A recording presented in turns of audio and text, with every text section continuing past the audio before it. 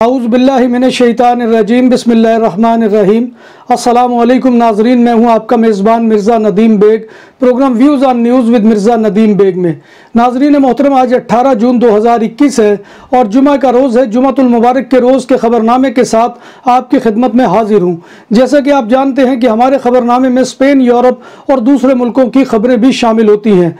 आज की सबसे पहली खबर का ताल्लुक स्पेन से है। वो घड़ी अब चंद दिन की बात है जिसका शिद्दत से इंतज़ार किया जा रहा था और इसका ऐलान हो गया। स्पेन के वज़ीर आज़म पेड्रो सांचेज़ ने ऐलान किया है कि मास्क 26 जून से आउटडोर पहनना ज़रूरी नहीं होगा। उन्होंने कहा कि इस फैसले को आइंदा हफ्ते जुमेरात को वज़रा कौंसिल के इजलास में मंजूर कर लिया जाएगा। पेड्रो सांचेज़ ने यह ऐलान बार्सिलोना में होने वाली एक तकरीब में खिताब करते हुए किया।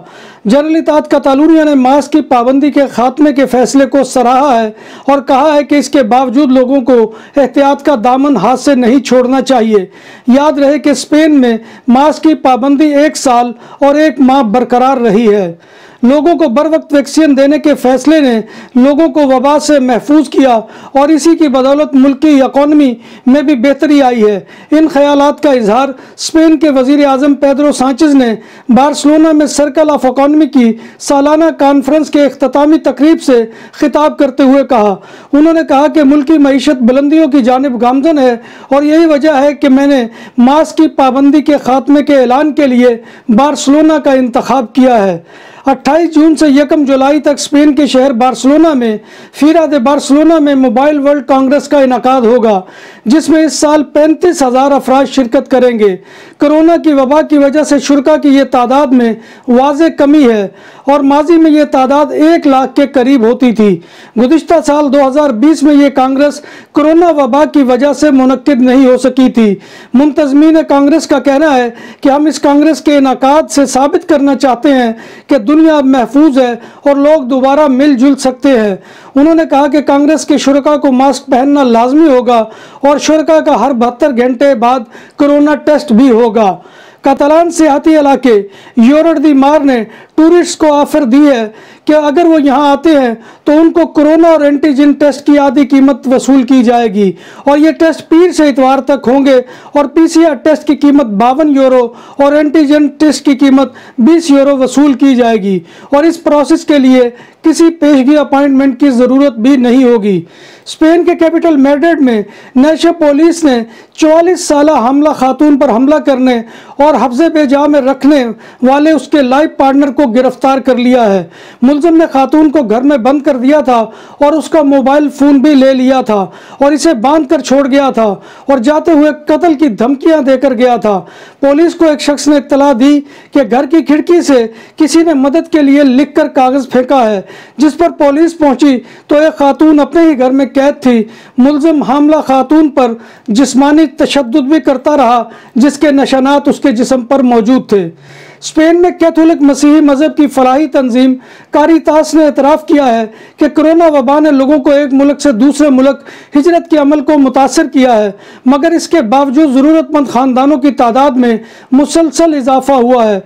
कारितास के ज़राए ने बताया कि कोरोना के दिनों में बेरोज़गारी की शरह गैर मुल्कियों में बढ़ी है और बहुत बड़ी तादाद ने कोरोना पाबंदियों में अपनी आमदन खो दी है, जिसका तनासुब 32.1% रहा है। 6.2% स्पेनी आबादी ने कोरोना के दिनों में अपना रोजगार गंवाया है।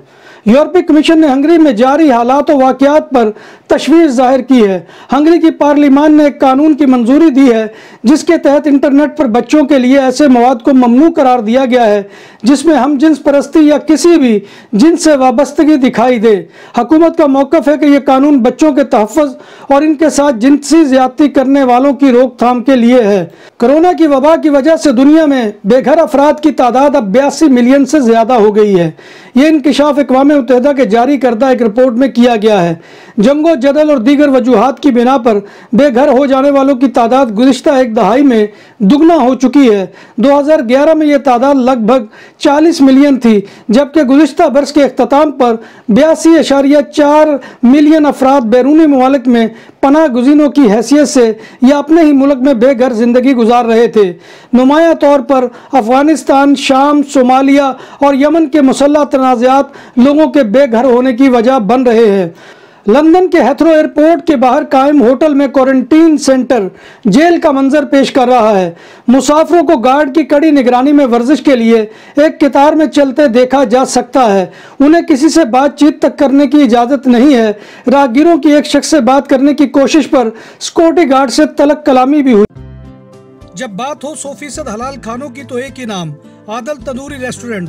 बार्सिलोना में मेहमान नवाजी का पहला नाम आदल तंदूरी रेस्टोरेंट, बर्रे सगीर के रवायती हलाल खानों का मरकज। ग्रिल, तंदूरी रोस्ट, चिकन और मटन टिक्का, सब्जियां और तड़के वाली दालें, रसमलाई और फालूदा। कारी अब्दुर्रहमान की फखरिया पेशकश गरीबो अमीर के लिए। बार्सिलोना के कल्ब में वाक़े आदल तंदूरी रेस्टोरेंट का ये इस्ते नंबर 9 नेज़्द दरासाना हॉस्पिटल बार्सिलोना। भारत में राम मंदिर की जमीन की खरीदारी में मुबैना करप्शन को अब तक का सबसे बड़ा मजहबी घपला या घोटाला करार दिया जा रहा है। साधु संतों ने इस बदअनवानी के खिलाफ महाज खोल लिया है। सियासी जमातें भी मैदान में कूद पड़ी हैं और आला सतह की इंक्वायरी का मुतालबा कर रही हैं। जमीन की खरीदारी में मुबैना करप्शन में नए नए इंकशाफात भी सामने आ रहे हैं और तनाज़ा मजहबी के साथ साथ सियासी रंग भी इख्तियार करता जा रहा है। राम मंदिर के बारे में इल्जामात कोई नए नहीं है, बल्कि 90 की दिहाई में जब से राम मंदिर तहरीक शुरू हुई उस वक़्त से चंदे में हेर फेर के इल्जामात लगते रहे हैं। अयोध्या में शहीद बाबरी मस्जिद की जगह राम मंदिर की तामीर के लिए ज़मीन की खरीदारी के मामले में मंदिर ट्रस्ट के कई अहम जिम्मेदारान पर बदउनवानी यानी करप्शन के इल्जामात आयद किए जा रहे हैं। सऊदी अरब में मनी लॉन्ड्रिंग के मुजरिम को 10 साल कैद और 50 लाख रियाल जुर्माना हो सकता है। सऊदी मीडिया की रिपोर्ट के मुताबिक पब्लिक प्रोसिक्यूशन का कहना है कि मुलजिम अगर मुकामी है तो 10 साल बैरून मुल्क सफ़र पर पाबंदी होगी, जबकि गैर सऊदी को कैद और जुर्माने के बाद मुल्क बदर कर दिया जाएगा। सऊदी महकमा पासपोर्ट जवाज़ात ने हज के हवाले से एक अहम वजाहत पेश की है। विजिट वीज़े पर हज करने का तरीक़ेकार पर महकमा ने 2 टोक अल्फाज में वाज़े किया है कि विजिट वीज़े पर सऊदी अरब आने वालों को हज की इजाज़त ही नहीं होती है। ख्याल रहे कि सऊदी अरब में आम हालात में भी ऐसे अफराद जो विजिट वीज़े पर आते हैं उन्हें हज के अदा करने की कानूनी तौर पर इजाज़त नहीं होती है। सऊदी अरब में शौहर को बीवी को मोबाइल का तोहफा देना महंगा पड़ गया। सऊदी खातून का कहना है कि इसके शौहर ने मुझे नया मोबाइल फ़ोन खरीद कर दिया, लेकिन इसका मकसद तोहफा नहीं बल्कि मेरी जासूसी करना था। बीवी ने बताया कि शौहर ने मोबाइल फ़ोन में खुफिया एप्लीकेशन डाल कर दिया जिसका मुझे अंदाज़ा ना हो सका और इस तरह वो मेरे मोबाइल से सारी मालूमात इकट्ठी कर लेता था। शकील कलब शौहर ने मेरी सहेली के दरमियान होने वाले पैगामात भी खुफिया तौर पर हासिल करके उसके ससुराल को भेजे। खातून ने अपने मुकदमे में कहा है कि मुझे शौहर से तलाक दिलवाई जाए और अदालत उसे सजा भी दे। कनाडा की 146 साल तारीख में पहली मरतबा मुसलमान जज महमूद जमाल को सुप्रीम कोर्ट ऑफ कनाडा के जज के लिए नामजद किया गया है। कनाडा की सुप्रीम कोर्ट के लिए अब तक सिर्फ सफ़ेद फार्म जज ही मुकर्रर किए जाते थे। ये पहला मौका है कि मुसलमान जज को इस अहम ओहदे के लिए नामजद किया गया है। महमूद जमाल 1967 में भारतीय नज़ाद ख़ानदान में पैदा हुए। उनकी पैदाइश केनिया में हुई थी, ताहम उनकी फैमिली 1969 में मुस्तकिल तौर पर कनाडा मुंतकिल हो गई थी।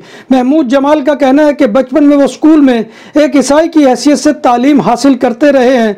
लॉर्ड्स के चर्चेज और वहाँ की इक़दार को समझने में वक्त सर्फ करते थे और घर में बतौर मुसलमान यानी अरबी में नमाज और कुरान की तिलावत करते थे। भारतीय पुलिस ने मुल्क में ट्विटर के सरबराह को तरब कर लिया।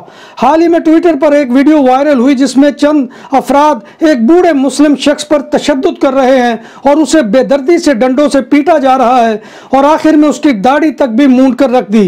हुक्काम का इल्जाम है कि ऐसी वीडियो को ना रोककर ट्विटर ने मजहबी तकसीम और मजहबी फसादात को हवा दी है। भारत में ट्विटर की सरगर्मियों के निगरान मनीष महेश्वरी को किसी भी पुलिस स्टेशन जाकर अपना बयान रिकॉर्ड करवाने के लिए 1 हफ्ते की मोहलत दी गई है। नाजरीन मोहतरम, यह था आज का खबरनामा जो मैं आपकी खिदमत में लेकर हाजिर हुआ था। उम्मीद है कि आपको हमारा ये सेगमेंट पसंद आएगा। आपसे गुजारिश ये है कि आप हमारे चैनल BBC अपडेट TV को सब्सक्राइब करें, इसके प्रोग्राम को लाइक करें और कमेंट बॉक्स में आकर कमेंट करना मत भूलिए। अल्लाह तबारक व तआला से दुआ है कि वो हमें ईमान और सेहत की सलामती के साथ जिंदा रखे और हमारा खात्मा ईमान के ऊपर करे और रोज़े महशर नबी कायनात सल्लल्लाहु अलैहि वसल्लम की ज़ियारत और शफाअत नसीब फरमाए और दुनिया को अल्लाह तबारक व तआला इस कोरोना वायरस की वबा से निजात दे। आमीन या रब्बिल आलमीन। इसी दुआ के साथ आपसे मैं कल तक के लिए इजाज़त चाहूँगा। कल नई खबरों और नए मौज़ूआत के साथ आपकी खिदमत में हाज़िरी होगी। तब तक अल्लाह हाफिज़।